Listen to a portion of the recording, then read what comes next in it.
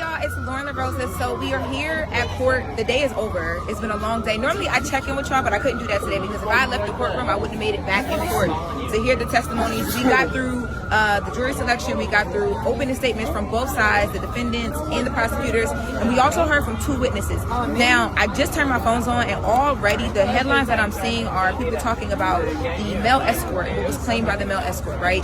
There were claims of who made who urinate on who, whether Diddy, Cassie, who told who to do what. There were conversations about jealousy between Cassie and Kim Porter, and this being just a toxic relationship, and domestic violence and assault being things that Diddy is willing to own up to, but trafficking and all the other things being things that he is not willing to own up to.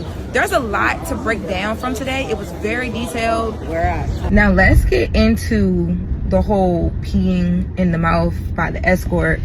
So on the stand, the prosecution did allege that Cassie is going to testify that Puff allegedly had made a male escort pee in her mouth. That is what they alleged in their opening statements. There was an escort that got on the stand as a witness. During this testimony, this escort talked about being made to pee in Cassie's mouth. But this witness says that it was Cassie who asked him to do that, and that Puff was watching, and honestly, that was stricken. Like, the jurors, when he got into, like, because he was speaking directly about Cassie and the fact that Cassie allegedly asked him to do it, and that's why he did it. And he was saying that at first he didn't know how to do it. Like, he was just like peeing like he normally pees, and that Cassie, along with Puff, was basically telling him, like, slow down, like, don't let it all come out at one point, like you know what I mean, like you're really peeing.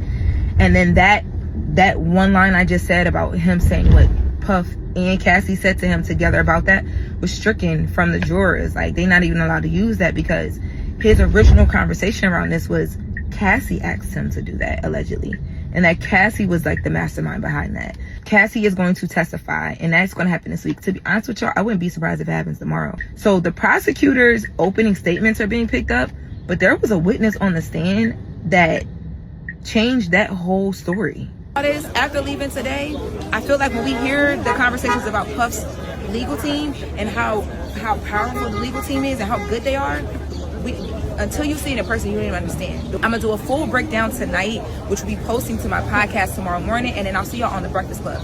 We got a lot to talk about. Today was a day.